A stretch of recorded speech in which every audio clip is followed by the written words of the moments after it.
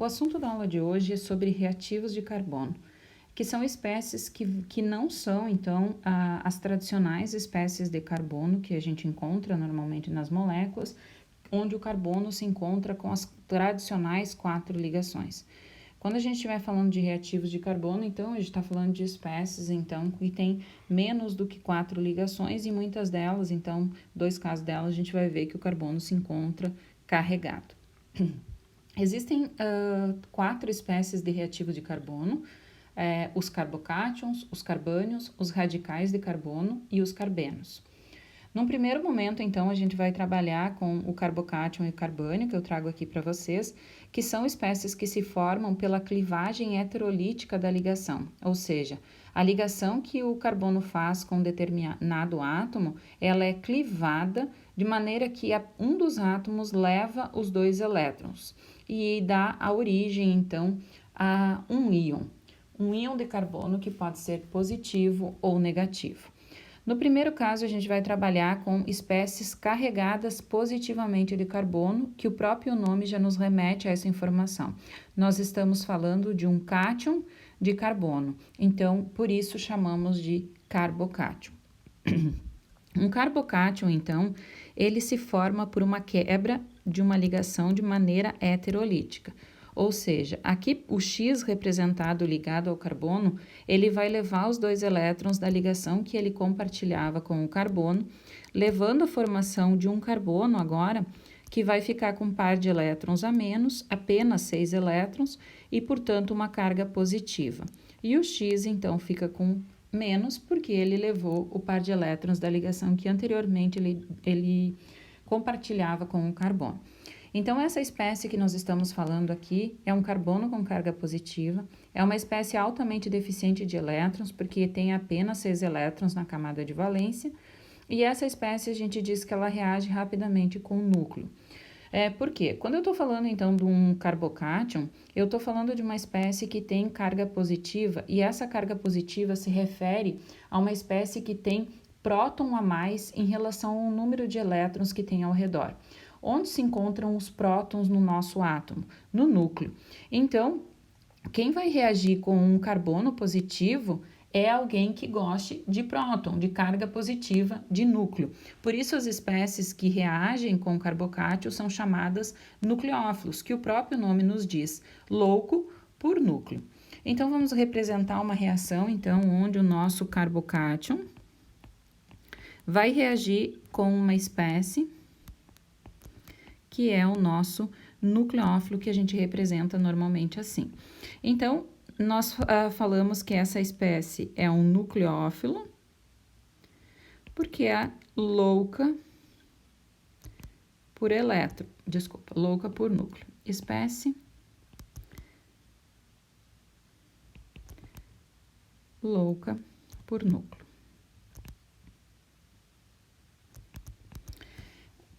Ele vai atacar, então, o carbono. Esse nucleófilo é uma espécie que tem elétrons, então, e está procurando espécies que queiram, então, acomodar esses elétrons.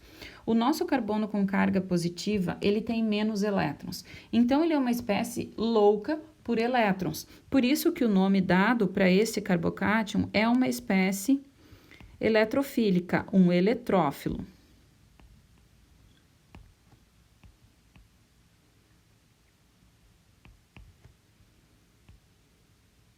Que é uma espécie ávida por elétrons.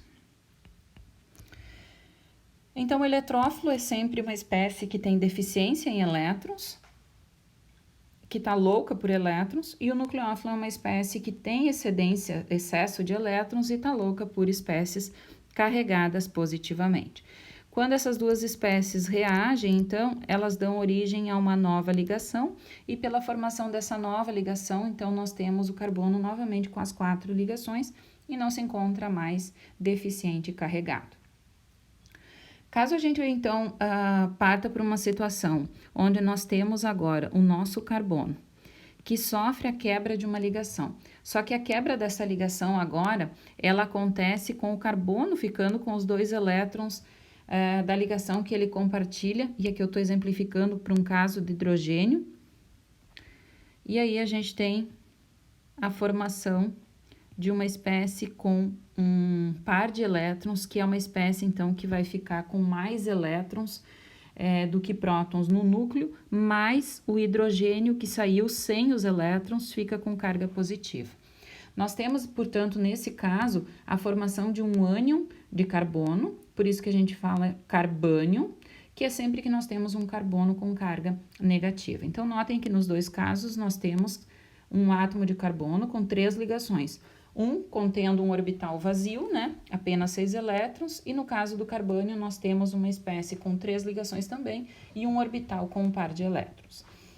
Essa espécie rica em elétrons, que tem 3 ligações e um par de elétrons, ela tem como tendência, por ter excesso em elétrons, ser uma espécie que está procurando núcleo. Então, ela reage com espécies eletrofílicas, que é o comportamento, então, para um carbânio. Vamos colocar esse exemplo, então.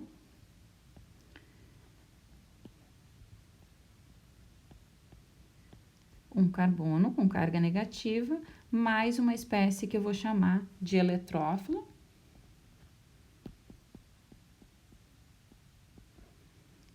Que vai ser representada como E+.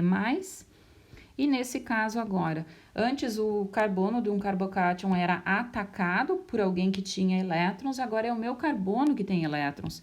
Então, este carbono é que vai atacar essa espécie eletrofílica aqui, levando à formação, então, de uma nova ligação carbono-eletrófilo. Essa espécie aqui agora é meu nucleófilo e essa espécie é meu eletrófilo. Então, nós temos novamente uma espécie que é louca por núcleo, porque tem excesso em elétrons, e essa espécie será uma espécie deficiente em elétrons e vai receber os elétrons, então, agindo como uma espécie eletrofílica. Então, essas são as duas espécies carregadas que nós temos para o carbono, que pode ser, então, negativa ou positiva. E se acontece, né, a formação desses íons por uma clivagem heterolítica. Quando a gente não tem uma clivagem heterolítica, e nós estamos falando agora de uma quebra de uma ligação que o carbono faz com outro átomo, aqui eu vou representar de maneira genérica como Z, e essa quebra agora acontece que os dois elétrons compartilhados entre o Z e o carbono, eles ficam agora um elétron com cada átomo. Então, eu estou falando nesse caso de uma clivagem homolítica da ligação, uma quebra homolítica da minha ligação. Isso vai dar origem a uma espécie de carbono que tem, então, um elétron desemparelhado, mais o Z que se forma, que também tem um elétron desemparelhado. Essa espécie de carbono é o radical de carbono.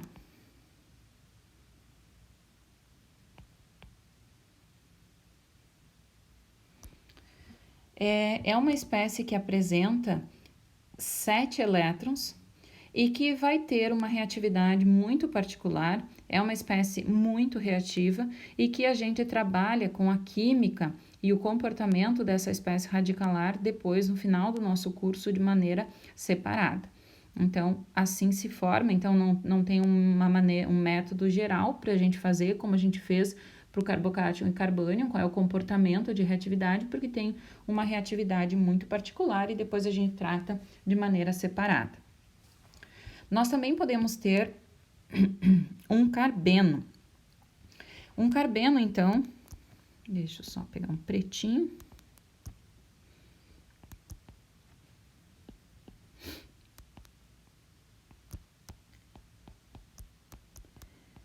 Ele pode ser gerado, então, pela quebra de duas ligações. Quais são as duas ligações? Eu vou representar aqui os elétrons de uma ligação que eu tenho aqui com hidrogênio e uma ligação que eu tenho aqui com X, que são as duas que vão sofrer alteração.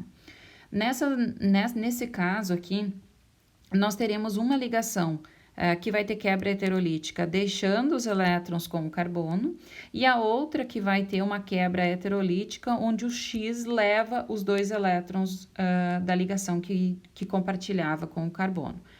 Isso vai dar origem, então, a um carbono que vai ter quebrado as duas ligações, tanto a que tinha com hidrogênio, quanto a que tem com o X. e com isso ele vai ficar com o par de elétrons da ligação, deixa eu botar o par de elétrons aqui representado em azul, que era da ligação que ele fazia com o hidrogênio, e ele perde os elétrons da ligação que fazia com o X. Fica com um par de elétrons e fica também com o orbital vazio por perder os elétrons dessa ligação. É um carbono totalmente diferente dos outros, a gente tem apenas 2 ligações que o carbono faz com outros grupamentos, e ele tem um par de elétrons. E é um carbono também diferente porque ele tem 2 ligações, um par de elétrons não compartilhado e apenas 6 elétrons. Então, são os 2 elétrons não compartilhados e mais os 2 elétrons das ligações simples que ele faz. Então, é uma espécie diferente, a gente não coloca carga nem no carbeno, nem no radical de carbono, como vocês viram, são espécies que não são carregadas, não são íons, e tanto o radical quanto o carbeno, eles têm uma reatividade muito particular, e a gente não estuda carbenos na orgânica 1, só fica para estudo um pouquinho da reatividade dos carbenos lá na orgânica 3, para quem então faz a disciplina de orgânica 3. Vocês viram que durante a quebra das ligações, sempre que eu mostrei quebra heterolítica, ou seja, com os 2 elétrons indo no mesmo sentido, então eu estou mostrando uma seta com a ponta cheia. Então, eu vou colocar aqui do lado essa representação, né, para a gente não esquecer. Sempre que eu tenho um par de elétrons se movimentando, eu estou mostrando seta cheia. No caso da reação ali radicalar, formação do radical, eu mostrei meia seta. E é assim que a gente vai utilizar. Então, essa meia seta que eu mostrei aqui está me informando que eu estou apenas pegando um elétron e jogando para cima do Z, que é o resultado que deu aqui. Então, se eu movimento um elétron, eu uso seta curva com meia ponta, né? E se eu movimento 2 elétrons, eu uso, então, a seta completa curva. Certo? Como eu falei, então, para vocês, eu estou apresentando todos os reativos de carbono, mas aqui para orgânica 1, a gente vai trabalhar a maior parte da nossa disciplina sempre com espécies carregadas de carbono, que é o carbocátion e o carbânio. No finalzinho, a gente fala de radicais e carbenos fica para uma outra disciplina. Quando a gente está falando, então, de carbono com 3 ligações e uma carga, a gente tem que pensar que essa espécie, para se formar, ela tem que ter uma certa estabilidade. Ela é uma espécie já de natureza instável, né? Uma espécie que tem excedência ou falta de elétrons, então ela se forma, mas ela tem que ter algum efeito que leve à sua estabilização. No caso do carbocátion, como a gente está falando de um carbono que agora tem uma carga positiva, se a gente relembrar então do que a gente viu de hibridização, a gente sabe então que para que essa espécie, então, faça as 3 ligações com os grupamentos R, ela precisa hibridizar e ter 3 orbitais híbridos para fazer essas ligações. E aquele orbital vazio, eu não preciso pensar em acomodar, porque ele é um orbital que não tem elétrons. Então, um carbocátion é uma espécie hibridizada em sp2. Se é hibridizado em sp2, ele tem como geometria ser trigonal plano. Se é trigonal plano, então significa que esses grupamentos R, eles estão no mesmo plano e o orbital vazio se encontra acima e abaixo em relação a esses substituintes R que eu estou colocando na minha estrutura. Então, lembrando, nós estamos falando de uma espécie que tem apenas 6 elétrons, e aí a gente pode contar novamente os 2 elétrons de cada ligação que o carbono faz e o orbital vazio. Então, são apenas 6 elétrons. Então, para que essa espécie se forme, que é um carbono deficiente de elétrons, quais são as estabilizações que essas estruturas têm que ter para se formar? Então, nós temos efeitos como ressonância, hiperconjugação e heteroátomo com elétrons N vizinho, que são os efeitos que estabilizam um carbocátion. E a partir de agora, então, eu vou ir falando sobre cada um deles. Ressonância é um efeito que a gente já trabalhou bastante, então a gente vai relembrar muitas informações e novas informações serão incorporadas nessa parte da nossa disciplina. Então, vamos começar com ressonância pegando um carbocátion bem simples e para isso eu trago aqui o carbocátion alílico, que é uma espécie bastante comum que se forma porque tem justamente o efeito de ressonância estabilizando. O carbocátion alílico, então, é sempre que eu tenho um carbono com carga positiva vizinha a uma dupla ligação. Essa dupla ligação, eu sei que os elétrons dela podem se deslocalizar no sentido da carga positiva. E eu posso mostrar, então, uma estrutura de ressonância mantendo os átomos de carbono nas mesmas posições, apenas mudando a dupla ligação no sentido do carbono terminal da direita. Com isso, o outro carbono agora fica com carga positiva. E posso mostrar um híbrido de ressonância para essa estrutura, que seria, então, a carga positiva sendo estabilizada por 3 átomos. Então, por ressonância, eu consigo fazer a estabilização de um carbocátion. A ressonância também é importante para explicar um cátion muito comum, que vai aparecer nas nossas reações mais para frente, é o carbocátion benzílico.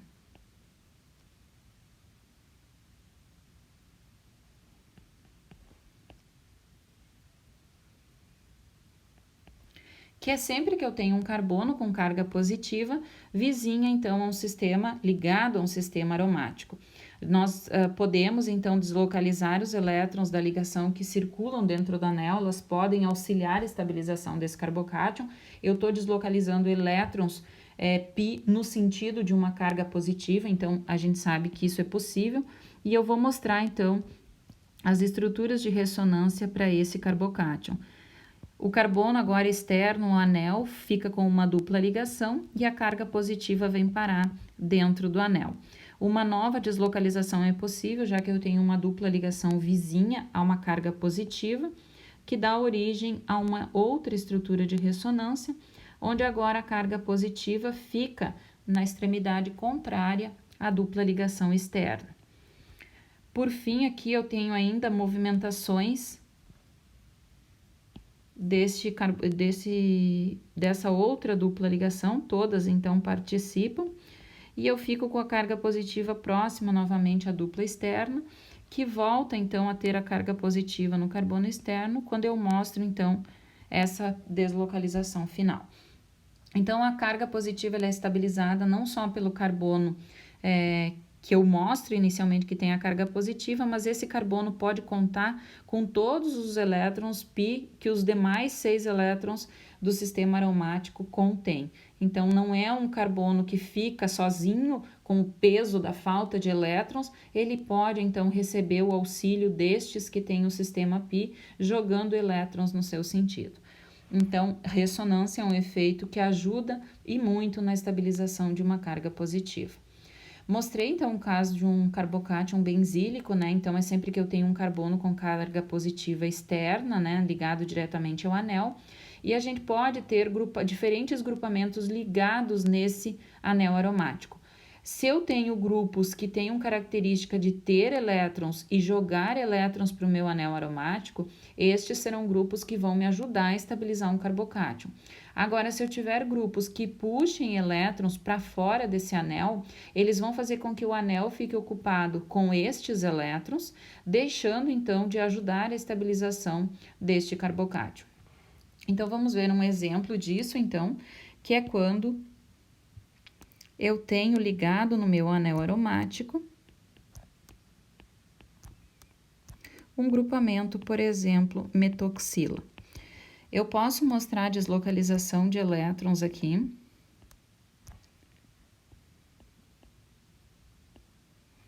No sentido da carga positiva, como eu mostrei anteriormente. E eu tenho agora um substituinte apenas que difere do cátion benzílico que eu mostrei anteriormente. A diferença agora é que quando a carga positiva ela passa aqui por esse substituinte, ele pode ajudar também a estabilização dessa carga, que eu vou mostrar depois. Eu vou continuar só mostrando a finalização da deslocalização de elétrons, para a gente fechar o raciocínio e a volta dos elétrons dentro do anel, e depois a gente vê como que esse grupamento consegue, então, também ajudar a estabilização desse carbocátion. Então, em azul, representei as mesmas estruturas de ressonância que a gente tinha anteriormente, e o que muda agora é que eu tenho esses pares de elétrons desse oxigênio, quando a carga positiva passa por ele, esses elétrons N, eles conseguem, então, também ajudar ficando paralelo a essa carga positiva e gerando um novo contribuinte de ressonância, que eu vou deixar destacado em vermelho aqui, que é então um oxigênio, que vai ficar agora com carga formal positiva, porque ele ficou com 3 ligações, mas nós temos então uma situação onde eu tenho o carbono não mais com deficiência de elétrons. Então, essa quinta estrutura de ressonância me traz uma estabilização adicional para esse cátion, que é um cátion mais estável do que eu tinha feito anteriormente, que não tinha nenhum substituinte. Então, este daqui é estabilizado por ressonância, mas esse aqui é estabilizado um pouco mais devido à presença deste substituinte, que é colocado então na categoria dos grupos doadores de elétrons.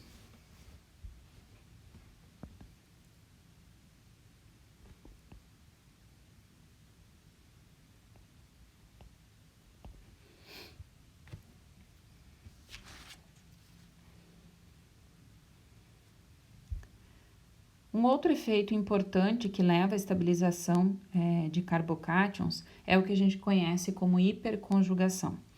Hiperconjugação, então, é quando a gente tiver vizinho, no carbono vizinho ao nosso carbocátion, um carbono que seja de uma cadeia alquílica, ou seja, carbonos hibridizados em sp3. Então, aqui fica bem claro, eu trago diferentes imagens para mostrar a mesma coisa, mas é para que vocês tenham visualmente várias informações que cada um absorve de uma maneira diferente, mas essa aqui vai deixar bem claro isso. Então, é sempre quando eu tiver vizinho ao meu carbocátion, tá aqui ele, carbono com 3 ligações e carga positiva, um carbono que seja hibridizado em sp3. O meu carbocátion é hibridizado em sp2 e o carbono vizinho tem que ser hibridizado em sp3 para que aconteça esse efeito. Como é que é esse efeito? Esse efeito, então, se o meu carbono ele tem apenas 6 elétrons e é uma espécie deficiente, ele vai sentir que o meu vizinho, tendo ligações simples, ele sente os elétrons das ligações simples quando elas ficarem perfeitamente paralelas. Então, é uma sobreposição de elétrons de ligações carbono-hidrogênio, ou poderia aqui ser uma ligação carbono-carbono, desde que sejam dessas ligações não polarizadas que a gente trabalhou, que são as ligações carbono-carbono e carbono-hidrogênio. Então, com isso, esse carbocátion sente os elétrons dessa ligação. Não significa que esses elétrons dessa ligação simples, eles se rompam e são jogados para o orbital do carbocátion. Por mais que a gente mostre com setas, não significa que essa ligação seja rompida, é simplesmente o paralelismo de orbital que leva a um sentimento de vizinhança, de elétrons na vizinhança, que fazem com que aconteça a estabilização. Então, isso é mostrado nessa estrutura, é mostrado de uma maneira simplificada nessa estrutura. Então, como eu disse, a seta não está dizendo que essa ligação está sendo rompida, muitas vezes a seta vai indicar para nós que está paralelo. Depois nós temos também essa outra estrutura que está mostrando bem direitinho os orbitais. Então, aqui eu tenho esse carbono com orbital sp3, um lóbulo maior e menor, sobrepondo a um S do hidrogênio, então dá origem a essa ligação sigma, que fica paralela ao orbital p puro, que é um orbital p puro, então tem os dois lóbulos do mesmo tamanho, e esse carbocátion sente, então, essa vizinhança que tem elétrons. Isso é hiperconjugação.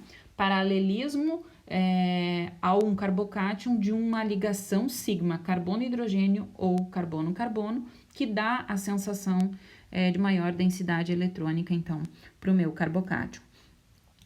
Quantos são os efeitos para este carbocátion aqui? Então, desconsiderem esses grupos, vamos avaliar só desse outro lado. Como eu tenho uma ligação simples sempre, então, separando os átomos, né? Eu vou ter, então, essa ligação simples podendo girar. Peraí. Vou ter uma ligação que ela pode ir girando e, ora, eu vou expor essa ligação carbono-hidrogênio vizinho ao meu orbital vazio. Pelo giro desta ligação aqui, que liga os dois carbonos, eu posso depois colocar a ligação com este hidrogênio e também, por um novo giro, eu posso colocar o terceiro hidrogênio da vizinhança, a ligação, né, paralela a esse carbocátion.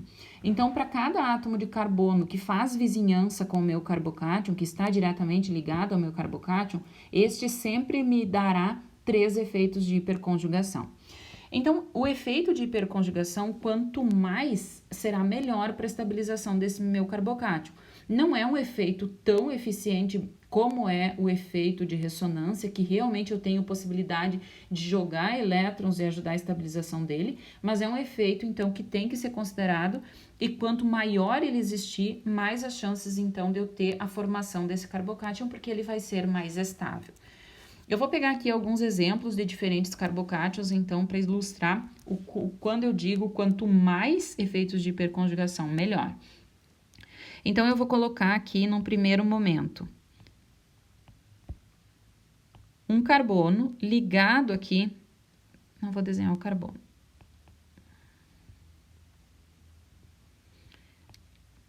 Ligado ao meu carbocátion, mais outro carbono com 3 hidrogênios e um terceiro carbono. Aqui no carbono central, então, que está representado aqui no meio, eu tenho o meu carbocátion. Esse carbocátion que ele está ligado a 3 carbonos, que é o que a gente está vendo aqui, está ligado a 3 carbonos, é o que a gente chama de carbocátion terciário.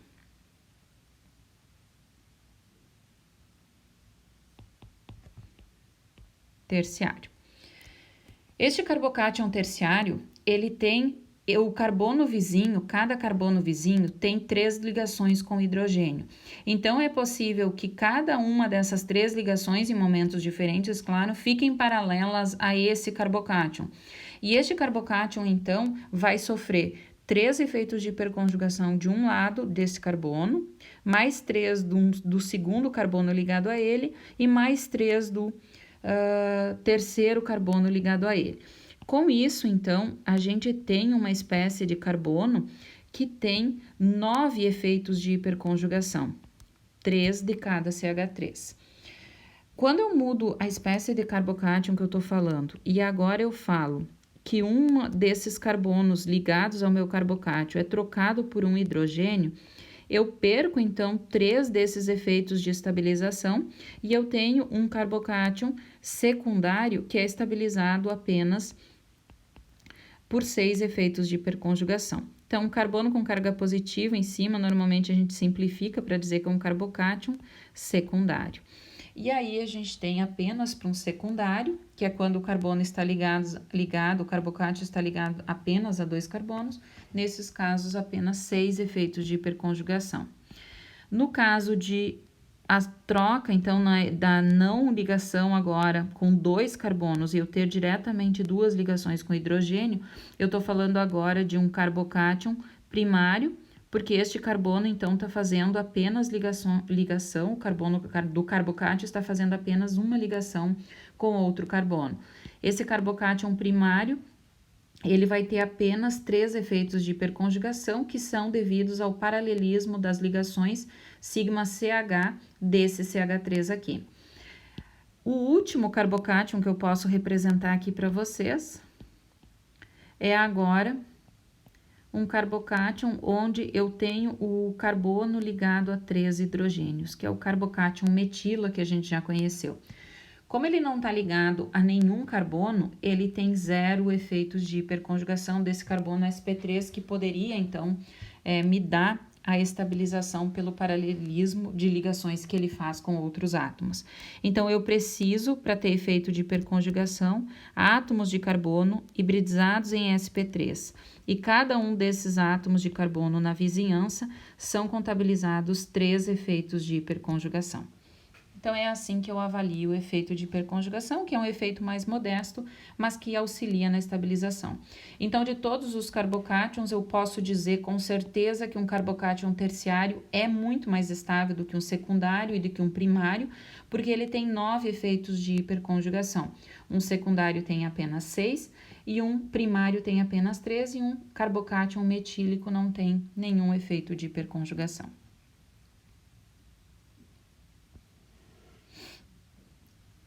Uma outra possibilidade de estabilização de um carbocátion é sempre que eu tenho vizinho ao carbocátion um heteroátomo com elétrons N. A gente já fez essa estabilização nos slides anteriores, mas vamos mostrar ela de uma maneira separada para isso ficar bem claro.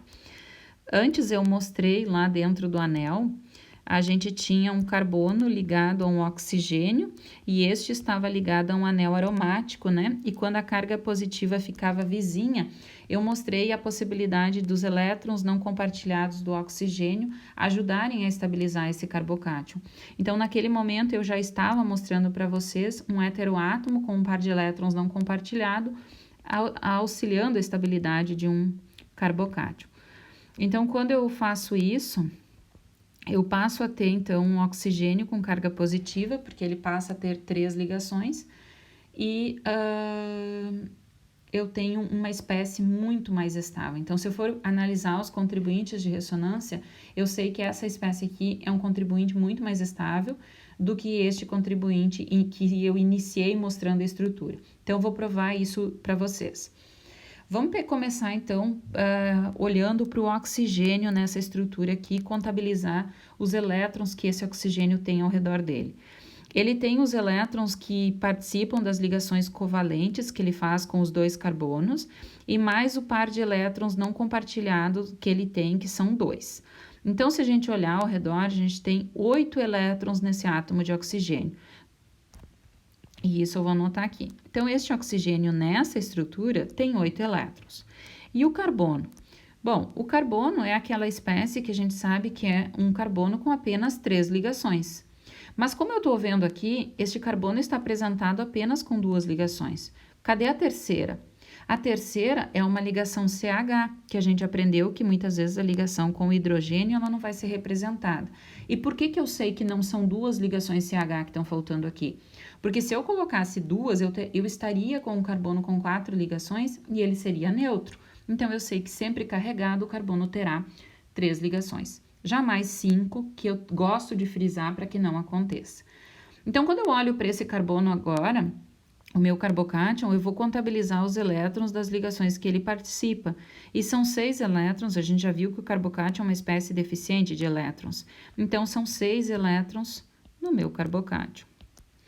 Quando eu olho agora para esses mesmos átomos nessa outra estrutura, a gente pode observar que o oxigênio, aqueles 2 elétrons que antes ficavam em cima dele, agora ele utiliza para fazer uma ligação com o carbono, deslocaliza esses elétrons no sentido do carbono. Mas mesmo eles indo no sentido do carbono, eles continuam circulando ao redor do oxigênio. Então, este oxigênio continua tendo 8 elétrons. E o carbono? Bom, o carbono eu tinha uma ligação que tinha com hidrogênio aqui, não alterou isso, né? Só que agora, quando eu faço a contabilidade para esse carbono aqui, como é que ele tá? Ele tem, além das ligações que ele fazia anteriormente, agora os 2 elétrons que o oxigênio passou a compartilhar com ele. Então, esse par de elétrons do oxigênio circula ao redor do núcleo do oxigênio, mas também agora ao redor do núcleo do carbono. E com isso, o carbono tem 8 elétrons circulando ao redor dele. Então, sempre que eu tenho um heteroátomo, que é normalmente oxigênio e nitrogênio, vizinho a um carbocátion, eu consigo chegar a um contribuinte de ressonância aqui, onde todos os átomos sentem o octeto completo ao seu redor. A única coisa que tem de positivo aqui no oxigênio é o sentimento de distanciamento desses elétrons do núcleo, que antes ficavam só em cima dele e agora passaram a circular também no núcleo do carbono. Mas com essa contribuição, nós temos então uma estrutura, um carbocátion muito mais estável, certo? Então, os 3 efeitos que estabilizam um carbocátion foram apresentados por vocês: ressonância, hiperconjugação e heteroátomos com elétrons N. Sempre falando em carbocátion hibridizado em sp2. Essa é a cara do carbocátion que a gente vai trabalhar, sempre com geometria trigonal plana, sempre uma espécie deficiente em elétrons. Tudo que jogar elétrons no sentido dele, jogar sentimento de elétrons, que é o caso da hiperconjugação, a presença de elétrons ao redor, vai trazer estabilidade para essa espécie tão deficiente de elétrons. Quando a gente agora pensa num carbânion, a gente está falando de uma espécie que tem excesso de elétrons. É um carbono que tem os 8 elétrons ao redor dele e que agora ele tem, então, uma carga negativa. Diferente do carbocátion, que a gente tem travado ali para nós, pelo menos num primeiro contato, uma geometria para esse carbono, uma hibridização, que é sp2, o carbânion ele já é totalmente dependente de quem lhe deu origem. A geometria será herdada de quem lhe deu origem. Então, se eu tenho um carbônio que é sp3, é porque ele veio de um carbono, né, de uma clivagem, de uma ligação de um carbono que já era hibridizado em sp3. Então, o carbônio pode ser tetraédrico se for sp3. Nós temos também carbônio sp2, porque a ligação foi quebrada a partir de um carbono que tinha esta hibridização, e o mesmo vale para um carbônio hibridizado em sp, e as geometrias seguem as geometrias que a gente já conhece para um carbono sp3 que é tetraédrica, sp2 que é trigonal plana e sp que é linear.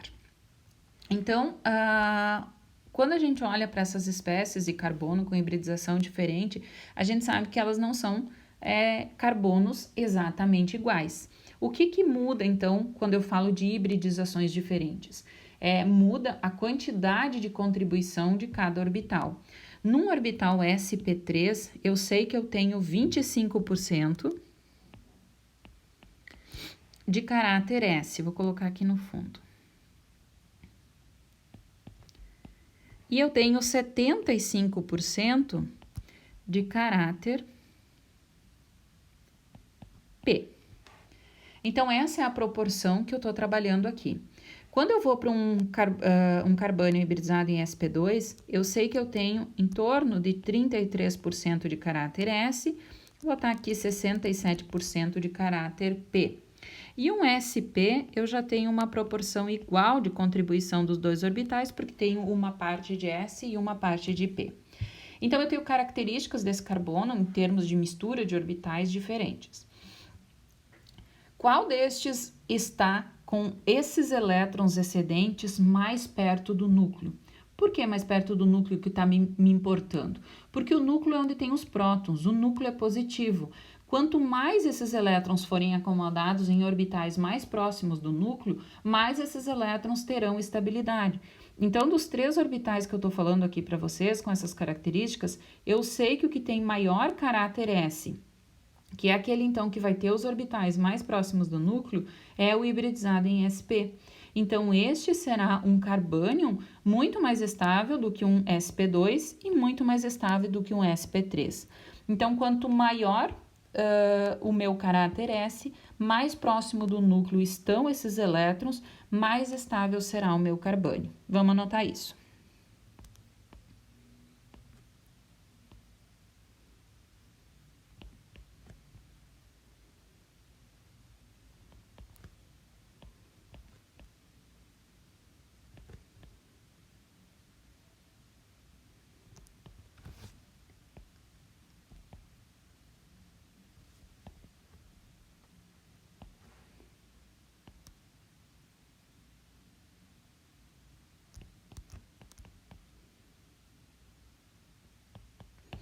Quanto maior o caráter S, mais próximo do núcleo, carbônio mais estável. Além, então, dessa tendência que depende do caráter S do nosso carbono, existem também outros efeitos que a gente tem que considerar quando fala de estabilização de carbônio, que é a ressonância, novamente, que é sempre o nosso principal efeito, e também um efeito que a gente vai conhecer, que é o efeito indutivo. Vamos começar por ressonância. Ressonância, então, eu vou pegar exemplos aqui de algo que vai ser muito utilizado na orgânica 2, que são os que a gente chama de enolato. Não vem ao caso porque esse nome exatamente, mas depois vai fazer sentido lá na orgânica 2. Eu tenho uma carga, no caso do enolato, vizinha a uma dupla ligação de uma carbonila. Essa carga negativa, eu sei que ela pode ser deslocalizada no sentido de uma ligação π, porque uma ligação π é formada pela sobreposição de orbitais p puros. Então, eu vou mostrar essa deslocalização no sentido desta carga positiva. E isso vai me dar origem a um outro contribuinte de ressonância, onde essa carga negativa foi parar em cima do oxigênio. E se eu analiso as duas estruturas de ressonância, eu consigo dizer, né, que a segunda estrutura de ressonância é mais estável que a primeira, porque a carga negativa que antes ficava no carbono, agora fica no oxigênio. Então, eu sei que o oxigênio, sendo mais eletronegativo, estabiliza melhor essa carga negativa, e este aqui, sendo mais estável, mais se parece com a molécula na realidade. Se uma carbonila ajuda na estabilização, se eu tiver duas carbonilas vizinhas, então, a um carbânio, essa estabilização será ainda maior, porque essa carga negativa ela vai poder, então, passear no sentido de uma carbonila, desta forma, e se eu tiver outra carbonila, ela pode passear no sentido da outra C-O, gerando esse terceiro contribuinte de ressonância. Então, esse é um caso onde a gente consegue ver que o número de contribuintes é maior, a gente consegue, então, saber que este ânion vizinho a duas carbonilas é mais estável que esse daqui, porque o efeito de ressonância foi melhor nesse caso, e é isso que vai ser focado também lá na orgânica 2, mostrando que uma carga negativa vizinha a duas carbonilas, a um dicarbonílico, é melhor que uma carbonila. Nós temos também situações que temos o ânion alílico, né? Nós tínhamos o cátion alílico que eu mostrei anteriormente, e esse ânion a gente também pode, pela presença da dupla ligação, mostrar a deslocalização dos elétrons e a carga negativa também mudar de posição. Nós tínhamos o cátion benzílico, nós temos também o ânion benzílico, e nós também podemos contar com o anel aromático auxiliando na estabilização. Antes o anel aromático ele jogava elétrons para ajudar a estabilizar esse carbono deficiente de elétrons, e agora ele aceita esses elétrons que vão no sentido do anel aromático para que o peso não fique apenas em um carbono, seja distribuído por vários, né? Para que eu tenha então uma estrutura mais estável. Se só um marca, nós temos uma espécie menos estável. Se ela é deslocalizada, nós temos uma espécie mais estável.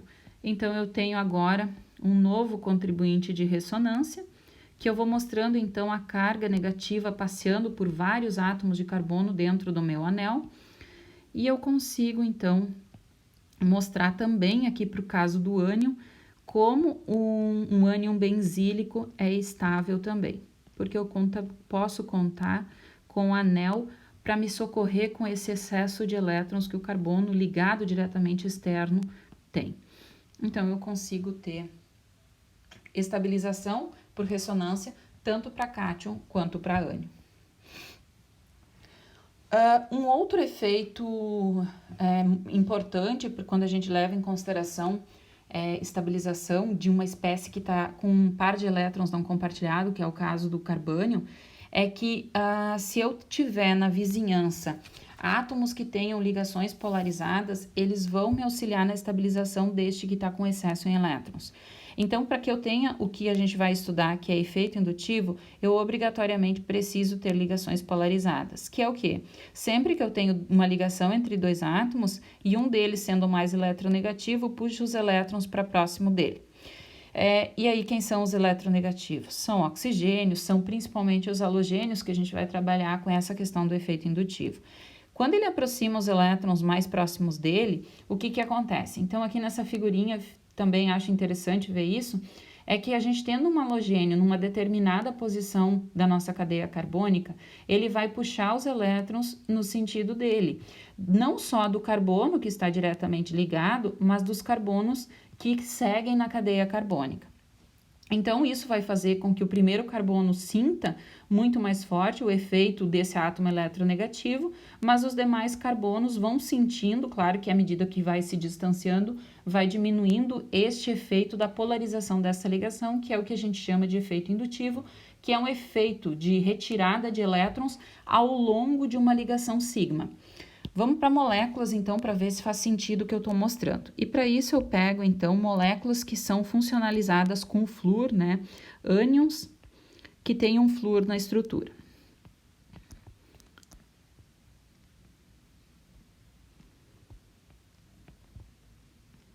Flúor, flúor. O que acontece? Eu tenho uma ligação que é polarizada, e eu vou botar aqui do lado só para mostrar uma representação para vocês. Eu tenho a ligação carbono-flúor. Eu posso, então, pela representação dessa ligação, mostrar que eu tenho um momento de dipolo no sentido do flúor. significa que o flúor tem os elétrons mais próximos dele do que o carbono, que é exatamente o que está sendo mostrado aqui em cima. Aquele que é eletronegativo, eu tenho um parcial negativo, e aquele que é menos eletronegativo, eu tenho um parcial positivo em cima dele. Quando a gente está falando em moléculas, muitas vezes, essa representação com a seta externa de momento de dipolo, ela polui um pouco para a representação. Em vez de mostrar isso, a gente acaba mostrando apenas em cima da ligação a ponta da seta para representar isto que é o efeito indutivo. Então, é essa representação que eu vou usar nas moléculas para não atrapalhar, não encher de setas durante a demonstração do que é o efeito indutivo. Então, aqui o que eu consigo observar? Eu consigo observar que esse efeito indutivo aqui, que a polarização dessa ligação, faz com que esse carbono ligado diretamente a este flúor, ele sinta um efeito de perda dos elétrons. Este carbono, sentindo essa falta de elétrons, vai puxar elétrons do carbono vizinho, tentando puxar então no sentido dele. Isso faz com que eu tenha polarização da ligação por um flúor que vai ajudar a estabilizar essa carga negativa. Então, puxando elétrons deste carbânio que está com excesso de elétrons, eu tenho ganho em estabilidade. Se um flúor é bom, mais flúor é bom demais, né? Então, eu tenho aqui agora, que eu vou mostrar para vocês, duas ligações polarizadas, deixando o carbono que está ligado a esses dois flúor mais positivo e, consequentemente, ele vai retirar mais a densidade eletrônica desse carbono que está sofrido com essa carga negativa. Então, 2 é melhor do que 1 e 3 é melhor ainda. Então, esse efeito indutivo nesse ânion é muito mais pronunciado, porque eu tenho 3 átomos bastante eletronegativos, puxando, então, a densidade eletrônica, então, desse carbono que está com excesso de elétrons. Com isso, então, eu tenho, nesse sentido, um aumento do efeito indutivo,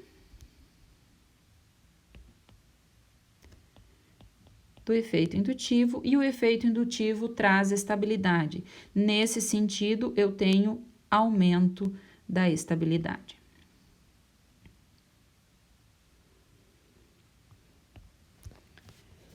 O efeito indutivo, então, é um efeito que ele vai se perdendo com a distância. Então, se eu colocasse aqui também para vocês um outro caso, deixa eu colocar uma página adicional, eu poderia colocar 2 exemplos, um com o átomo de flúor ligado, então, como eu tinha mostrado anteriormente, e outro com o flúor ligado a um carbono a mais de distância. Qual destes ânions seria mais estável? Então, este aqui que tem um flúor a 2 ligações de distância do meu ânion, ele está efetivamente ajudando mais a estabilizar essa carga negativa do que este flúor que está, então, a uma distância um pouquinho maior. Então, o efeito indutivo ele vai se perdendo com o número de ligações, e a gente sente até por aí 4, no máximo 5 ligações sigma de distância. Então, nesse caso, eu tenho essa espécie que é mais estável, porque eu tenho o efeito indutivo mais próximo. Então, essa figura que eu tinha anteriormente é bem isso. O primeiro sente mais o efeito indutivo, a polarização da ligação. Isso se propaga ao longo da ligação, mas vai se perdendo à medida que eu vou aumentando a distância daquela ligação polarizada. Certo? Então, com isso, a gente viu que as estabilizações para carbocátion e finaliza agora com as estabilizações para carbânio, que são, então, ressonância, efeito indutivo, e a gente tem, então, no caso de carbânions, diferentes tipos de carbânions, que podem ser sp2, sp3 ou sp, e que a gente viu que um carbânion sp é mais estável, porque a gente tem os elétrons mais perto do núcleo. Então, são essas características principais que a gente precisa saber dos reativos de carbono para que quando a gente vai estudar as reações e estudar reações ácido-base, a gente tendo essas informações vai ficar muito